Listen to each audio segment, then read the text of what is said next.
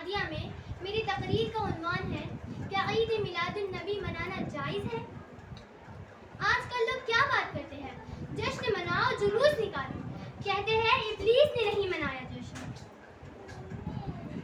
سب سے پہلے میں یہ بات کہنا چاہوں گی کہ جنم دن منانا، برتھ ڈے منانا اگر کہیں سے ثابت ہے تو کسی ایک صحابہ کی دلیل تو دے دو۔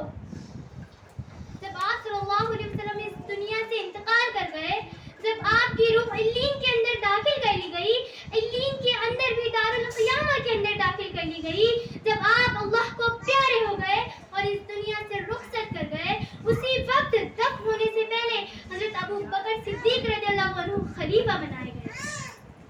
2-2.5 سال ان کی خلافت رہی۔ بس ایک دلیل دے دے کہ 2-2.5 سال میں 2 بار 12 ربیع الاول آیا آپ صلی اللہ علیہ وسلم کے انتقال کے بعد، کہ کبھی اپنے گھر میں انہوں نے روشنی کی ہو، یا کبھی اپنی مسجدوں میں ہری جھنڈی لگائی ہو، یا کبھی جشن منایا ہو، یا کبھی جلوس نکالا ہو۔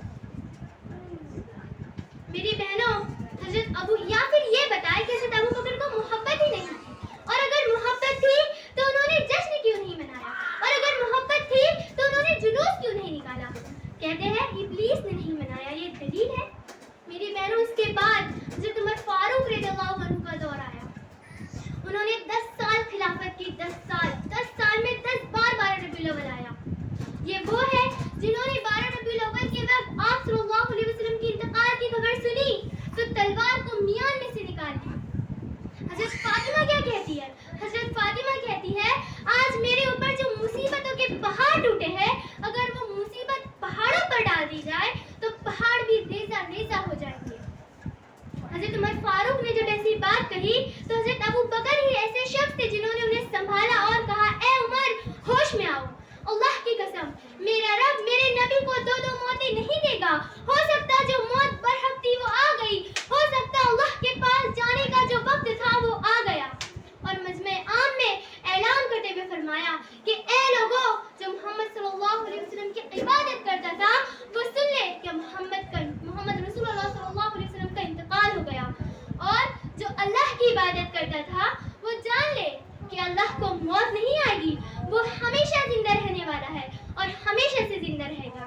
وہ یہ بات کہہ کر بتانا چاہتے تھے کہ اے عمر، ہوش میں آؤ، اللہ سچ میں رسول اللہ صلی اللہ علیہ وسلم اس دنیا میں نہیں رہے، وہ انتقال کر گئے۔ اچھا یہ بتاؤ، عید میلاد النبی کون مناتا ہے؟ جو آپ صلی اللہ علیہ وسلم کے سب سے زیادہ قریب ہوں گے۔ آپ صلی اللہ علیہ وسلم کے سب سے زیادہ قریب کون تھے؟ صحابہ تھے۔ صحابہ نے اتنی قربت کے باوجود بھی آپ کا جنم دن نہیں منایا۔ میں آپ کو ایک بات بتانا چاہتی ہوں، البدایہ والنہایہ، یہ ایک تاریخ کی کتاب ہے۔ علامہ ابن کثیر نے اس میں محمد صلی اللہ علیہ وسلم کی پیدائش سے لے کر ان کے زمانے تک کے لوگ مسلمانوں کی تاریخ لکھی، اس کے بعد قیامت سے پہلے کیا ہوگا جو حدیث میں آتا ہے وہ بتایا۔ علامہ ابن کثیر اس کتاب میں کسی ایک انسان کی یا کسی انسان کی تاریخ لکھ رہے ہیں۔ اب یہ تاریخ کی کتاب ہے تو لہٰذا انسان نے کیا کیا وہ تو لکھنا ہی ہے۔